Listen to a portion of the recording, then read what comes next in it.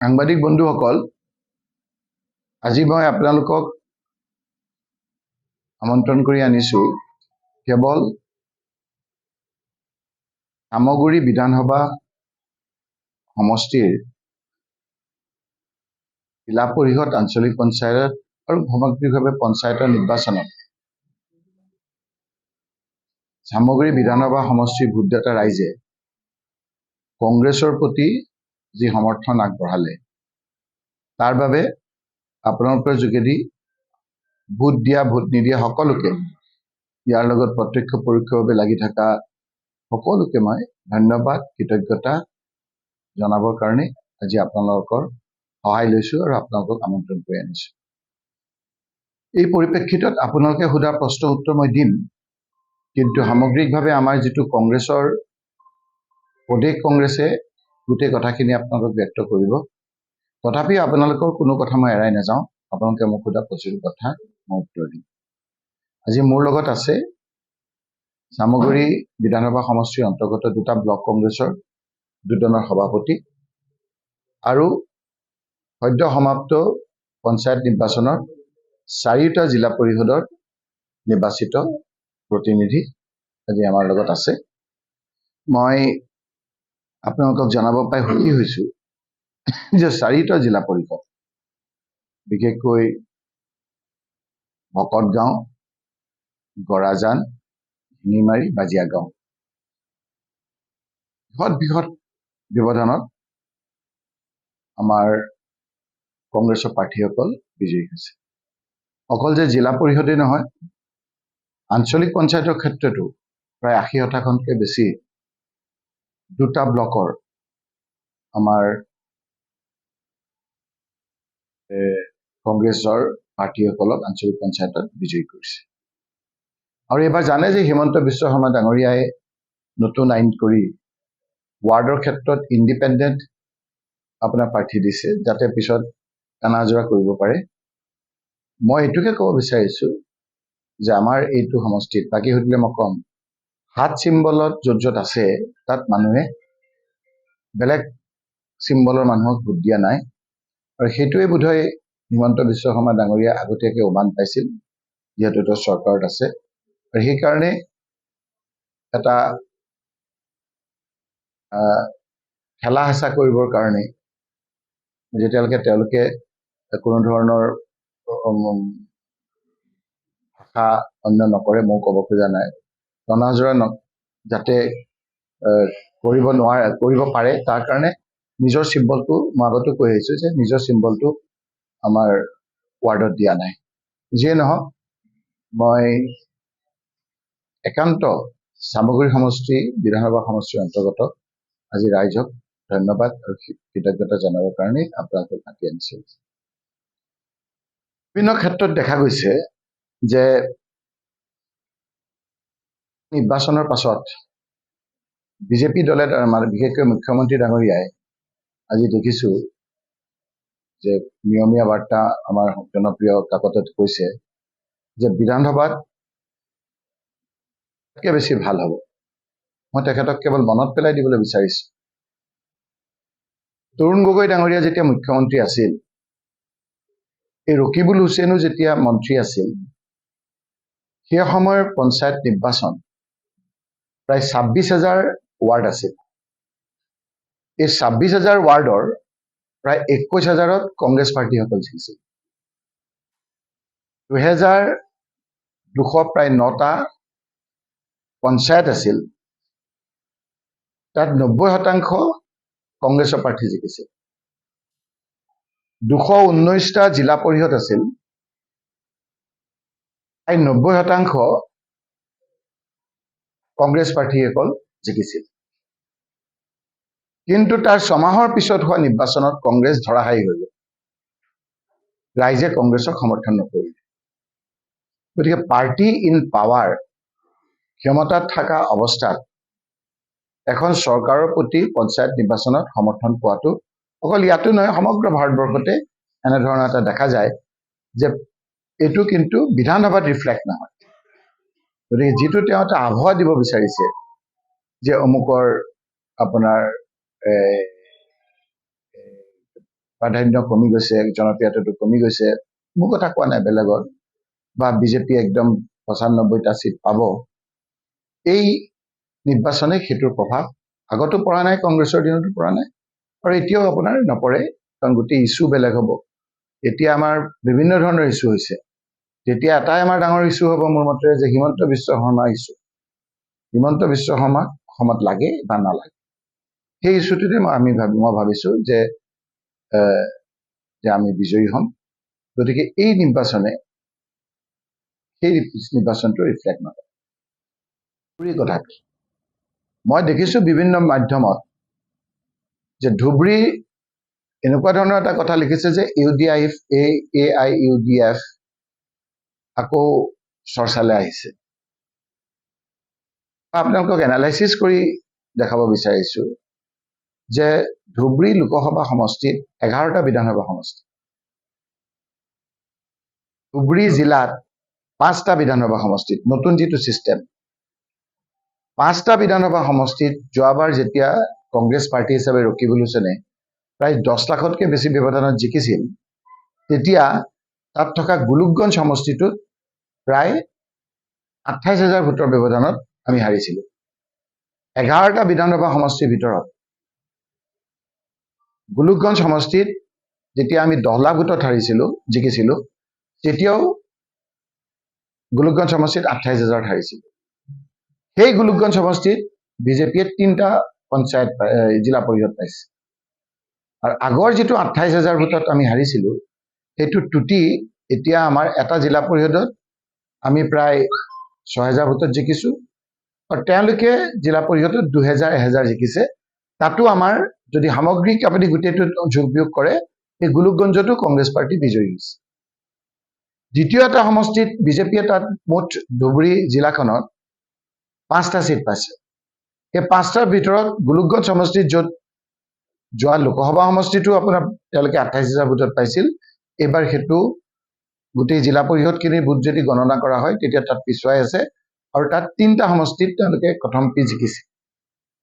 আৰু এটা সমষ্টিৰ কথা সঘনাই মাননীয় মুখ্যমন্ত্ৰী ডাঙৰীয়াই কয়, বিলাসীপাৰা সমষ্টি। এই বিলাসীপাৰা সমষ্টিত দুটা সমষ্টিত তেওঁলোকে জিকিছে বিজেপি, আৰু 2টা আমাৰ কংগ্ৰেছ জিকিছে। আৰু 2টা বুথ যদি চাই, তাত কংগ্ৰেছ বহু ভোটত বিজয়ী হৈছে। গতিকে বাহিৰত যিটো কৈছে যে বিজেপি উত্থান হৈছে, বিজেপিৰ যোৱাবাৰো 10 লাখ ভোটত আমি জিকাৰ সময়তো গোলোকগঞ্জ সমষ্টিটো ভোট পাইছিলে, বিলাসীপাৰা সমষ্টিটো ভোট পাইছিলে, আৰু তাৰে 3টা যোগ 2টা 5টা হৈছে। AIUDF তাত পাইছে 3টা, ধুবুৰী জিলাখনৰ কথা কৈ আছো। AIUDF ধুবুৰী বিধানসভা সমষ্টিত তেওঁলোকৰ বিধায়ক আছে, সেই বিধায়ক থকা সমষ্টিত 1টা পাইছে, কংগ্ৰেছে 3টা পাইছে। যোৱাবাৰতো আপোনাৰ একেবাৰেতো তেওঁলোকে ভোট নোপোৱাকৈ থকা নাই। যোনে আপোনাৰ এইবিলাক অলপ পলিটিকেল এনালাইচিছ কৰে, তেওঁলোকে এতিয়া বুজি পাব, কাৰণ এনেকুৱা ধৰণৰ আবহাৱা কৰি দিছে যে ধুবুৰী জিলাখনত উত্থান হৈছে। ধুবুৰী বিধানসভা সমষ্টিত 1টা পাইছে AIUDF, আপোনালোকৰ তাত ডাটা আছে, 3টা কংগ্ৰেছে পাইছে, আৰু অৱশ্যে এটা ঠিক বীৰসিং জোৰোৱাত তেওঁলোকে 2টা পাইছে AIUDF, এইকেইটা হৈ 3টা হৈছে, কংগ্ৰেছে পাইছে 10টা। ক'ত আপোনাৰ এই কথাবিলাক হৈছে? আমাৰ গোৱালপাৰা জিলাখনত সামগ্ৰিকভাৱে 4টা বিধানসভা সমষ্টি, 4জন আমাৰ MLA আছে, কিন্তু মাত্ৰ 2টা সমষ্টিহে ধুবুৰী লোকসভা সমষ্টিৰ অন্তৰ্গত। সেই 2টা সমষ্টিত, পূব সমষ্টিত 2টাত কংগ্ৰেছ জিকিছে, এটাত AGP জিকিছে, এটাত ইণ্ডিপেণ্ডেণ্ট জিকিছে। যে ক'ত আপোনাৰ AIUDFৰ উত্থান হৈছে? জলেশ্বৰ সমষ্টিত AIUDF অলপ চিট পাইছে, তাত 2টা চিট তেওঁলোকে পাইছে। গতিকে যিটো এটা আবহাৱা দিছে, সেই কথাটো সত্য নহয়। অসমৰ ক্ষেত্ৰত যিটো একেবাৰে ধুলীয়াত হৈ গ'ল বুলি কৈছে, সেইটোও সত্য নহয়। ধুবুৰীতটো মই আপোনালোকক দেখালোৱেই যে ধুবুৰীটোতো নহয়েই, আৰু চামগুৰিৰ ক্ষেত্ৰত আপোনালোকে দেখিছে যে ৰাইজে ইমান ভালকে ভোট দিছে। যোৱাবাৰো মই কৈছো যে যোৱাবাৰ উপনিৰ্বাচনত এতিয়াও আপোনাৰ কথাটোত মই কোন চেণ্টাৰত ৰেগিং হৈছে, কোন কেনেকে কৰিছে, কোন 4জন MLA গৈ পেলাই কৰিছে, সকলো তথ্য পাতি দিছিলো, আৰু ফটো সৈতে। এইবাৰো য'ত য'ত আপোনাৰ ৰেগিং হৈছে, য'ত আমি ৰিটাৰ্ণ অভিযোগ আমাৰ বুথৰ আমাৰ বুথ চেণ্টাৰত হোৱা ৰেগিঙৰ কথা তথ্য সহকাৰে ফটো সহ বাকচ কৰি কাঢ়ি নিয়া ফটো সহ আমি SP ডাঙৰীয়াকো দিছো, আমি ডিষ্ট্ৰিক্ট কমিশ্যনাৰকো দিছো, আৰু আমাৰ তাৰ যিজন ইনচাৰ্জ অফিচাৰ আছে প্ৰিজাইডিং অফিচাৰ তাকো আমাৰ কেণ্ডিডেটে অভিযোগ দিছে। তৎসত্বেও ৰেগিঙৰ ইমান কৰাৰ পিছতো তেওঁলোকে বলে নোৱাৰিলে। যিকেইটাত ৰেগিং কৰিছে সেইকেইটাত আপোনালোকে চালেই গম পাব যে ব্যৱধানটো বহুত বেছি ৱাৰ্ড মেম্বাৰৰ ক্ষেত্ৰতে হওক অন্য ক্ষেত্ৰতে হওক তেওঁলোকে পাইছে। গতিকে মই পঞ্চায়ত নিৰ্বাচনত যিটো সামগ্ৰিক এটা আবহাৱা দেখুৱাব বিচাৰিছে বিজেপিয়ে, এইটো সত্য নহয়। যোৱা কংগ্ৰেছ চৰকাৰ থকা অৱস্থাতো আমি মোৰ সমষ্টিত কৈছিলো, চামগুৰি সমষ্টিত 230টা ৱাৰ্ড আছিল, আপোনালোকে তথ্য চাই ল'ব, 230টাই আমি জিকিছো। আপোনালোকৰ 2-এজন সাংবাদিকো মোৰ চামগুৰি সমষ্টিত থাকে। 13টা পঞ্চায়ত আছিল, 13টা পঞ্চায়তে আমি জিকিছিল। 30টা ৱাৰ্ড আছিল, 230টাই জিকিছিল। 13টা আঞ্চলিক পঞ্চায়ত আছিল, 13টা আঞ্চলিক পঞ্চায়তে আমি জিকিছিল। কিন্তু বিধানসভাত তাৰ ব্যৱধানটো আমাৰ কমি আহিছিল। গতিকে আমি যে আমি সেইবাৰো পঞ্চায়ত নিৰ্বাচনত জিকাৰ পিছত আমাৰ চৰকাৰ নাহিল। গতিকে তেওঁলোকৰ যিটো কৈ আছে সেইটো সত্য নহয়। এই কথাখিনি মুখ্যমন্ত্ৰী ডাঙৰীয়াই ভালকে বুজিছে, আৰু যিখিনি অলপ ৰাজনৈতিকভাৱে সচেতন সেই লোকসকলে বুজি পাইছে। নহলে ব্যক্তিগতভাৱে আমাৰ লিডাৰসকলক এনেকে নকয়। ইলেকশ্যনৰ পিছদিনা এতিয়া তেওঁৰ শুভবুদ্ধি উদয় হৈছে। আজি দেখিছো যে ব্যক্তিগত ইমান কৰিব নাপায়, তাৰমানে ইলেকশ্যনটো হৈ গ'ল, মানুহে এই কথাবিলাক বুজি পাইছে, সময়ত তাৰ উজনি অসমৰ ক্ষেত্ৰতে মই কৈছো যে উজনি অসমত আমি যিমানবিলাক তৰুণ গগৈ ডাঙৰীয়া মুখ্যমন্ত্ৰী থকা অৱস্থাত, আমাৰ চৰকাৰ থকা অৱস্থাত আমি যিমান জিকিছিলো, আপোনালোকে তথ্য চাওক। মইতো কলো যে 219টাত আমি কিমান জিকিছিলো, 95%। উজনিত গোটেইখিনি আমাৰ জয় ময়ময় আছিল। এৰাই চলিব বিচাৰিছে, আৰু তেওঁ কৈছে যে ব্যক্তিগত আক্ৰমণ নকৰো। সেইটোৱে ৰাইজে, তেওঁ ভাবিছে যে মোৰতো সোমোৱাই থৈছো মই বালিত, মোৰ গাটো দেখা নাই। উট চৰাই, আপোনালোকক আগতো কওঁ মই, মৰুভূমিত এটা এবিধ চৰাই আছে, উট চৰাই। উট চৰাই যেতিয়া দেখে যে চিকাৰী একদম আহি গ'ল, তেওঁক আৰু পলাবলৈ ৰাস্তা নাই, তেতিয়া মূৰটো বালিত সোমোৱাই দিয়ে। বালিত সোমাই পেলাই দেখে যে গাটো দেখা নাই, চিকাৰী ওচৰৰ পৰা চিকাৰ কৰি লৈ গুচি যায়। আমাৰ মুখ্যমন্ত্ৰী ডাঙৰীয়াও ভাবি আছে যে তেওঁৰ এই চলাহী কথাবিলাক বুজা নাই। বুজি আছে, এতিয়া ক্ষমতাত থকাৰ কাৰণে অকমান মানুহে কৰবাত পুলিচ মিলিটাৰী, আপোনালোকে চাওক নগাঁৱতে ৰাতি আপোনাৰ 4-5খন থানাৰ মানুহ নি এজন ব্লক প্ৰেচিডেণ্টৰ ঘৰ ঘেৰাও কৰি তাৰ পৰা উদ্ধাৰ কৰিছে। এজন যেন গবাই চুৰ এজনক তেওঁ ধৰাই আনিছে। কিমানটা আজি জিকিলে বুলি কৈছে, কিমানটা তেওঁলোকে কেণ্ডিডেট দিব নিদিলে সেইটো উত্তৰ নিদিয়ে কিয়? কেণ্ডিডেটক কিমান ভয় ভাবুকিৰে তেওঁলোকে নমিনেশ্যন দিব নিদিলে সেই কথাটো নকয় কিয়? আমাৰ চামগুৰি সমষ্টিত কিমানক দিব নিদিলে আপোনাৰ, সেইখিনি আকৌ ফিটাই মাৰিছে যি ৱাৰ্ড মেম্বাৰখিনি দিব নিদিলে। সেইটোতো ইলেকশ্যনৰ সদায়তো নহয়। সদায় যদি আপোনাৰ বলৱান মানুহে জিকিলেহেঁতেন তেতিয়া দাৰা সিঙে প্ৰধানমন্ত্ৰী হলহেঁতেন, মনমোহন সিং ক'ত হ'ব পাৰিলে?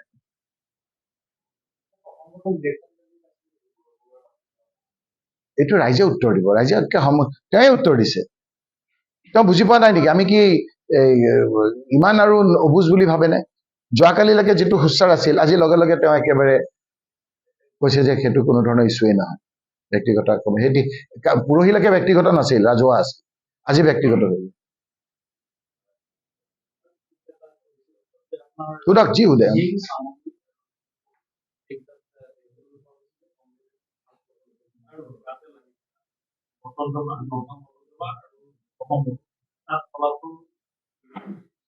মই সেইটোকে ক'ব বিচাৰিছো, শূন্য নহয়। ব্ৰহ্মপুৰৰ কথাই মই নামটো ক'ব দে। ব্ৰহ্মপুৰততো আমাৰ নমিনেশ্যন দিবলৈ নিদিলে, আপোনালোকে দেখিছিলে দেখোন। ব্ৰহ্মপুৰৰ এজন ব্লক প্ৰেচিডেণ্টৰ ঘৰত 3খন থানা, মইতো এনেকুৱা দেখা নাই। ডাঙৰ ডাঙৰ চুৰ ডকাইতবিলাক নাইকিয়া হৈ গ'লহেঁতেন যদি ইমান পুলিচক সক্ৰিয় কৰি ৰাখিলেহেঁতেন। 3খন থানা, জুৰিডিকশ্যন নাথাকা থানাই ঘেৰাও কৰি আমাৰ এজন কেণ্ডিডেটে ভয়তে গৈ তাত আছিলে বুলি তাত ঘেৰাও কৰি উদ্ৰ কৰাইছে। এতিয়া আপোনালোকৰ মই দেখিছো য'ত এই ৰিজাল্ট দিছে তাত ব্ৰহ্মপুৰ অপ্ৰতিদ্বন্দ্বী বস্তুটো কি? নমিনেশ্যন দিব দিয়া নাই, ভীতি প্ৰদৰ্শন কৰিছে।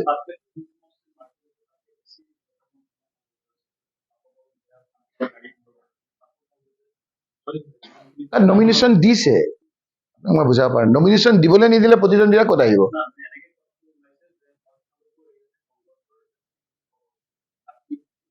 আপুনি সেই কথাটো সুধিলেতো মই কৈ দিব পাৰিম আপুনি যদি কথাটো সেই ধৰণেৰে সোধে মই সেই ধৰণে উত্তৰ দিব পাৰিম ক'ত ছাকচেছ হৈছে মুখ্যমন্ত্ৰী নিজেই কৈছিল যে অহাবাৰ আমি আপুনি এইটো নুঠে নে নুঠে নিজেই কৈছিল মই চামগুৰি লাহৰীঘাট ধিং জিকিম কোৱা নাছিল এই কেইদিনমান আগত কোৱা নাছিল জানো কৈছিল নে নাই তাত নাই কোৱা তেওঁতো কোনো নিমাত সেইবিলাক কথা নহয় আপোনাৰ গৌৰৱ গগৈ জিকাটো কি আছিলে MP জিকাটোত কি আছিল তেওঁ কেতিয়াবা স্বীকাৰ কৰিলে নেকি যে হয় সেইখিনি মানুহক মই মানসিক খাদ্য দিব পৰা নাই সেইকাৰণে মানুহখিনি মোক ৰিজেক্ট কৰিছিল কিন্তু একান্তভাৱে পঞ্চায়ত নিৰ্বাচনত এনেকুৱা ধৰণৰ ৰিজাল্টটো আমাৰ দিনতো হৈছিলে কংগ্ৰেছৰ দিনতো হৈছিলে কংগ্ৰেছৰ দিনতো আমি পঞ্চায়তত জিকিছিলো 6 মাহৰ পিছত হোৱা বিধানসভা সমষ্টিত কংগ্ৰেছ ধৰাশায়ী হৈছিল পাৰ্টি ইন পাৱাৰ ক্ষমতাত থকা অৱস্থাত পঞ্চায়ত নিৰ্বাচনত তেনেকুৱা ৰিজাল্ট হোৱাটো কোনো অস্বাভাৱিক নহয়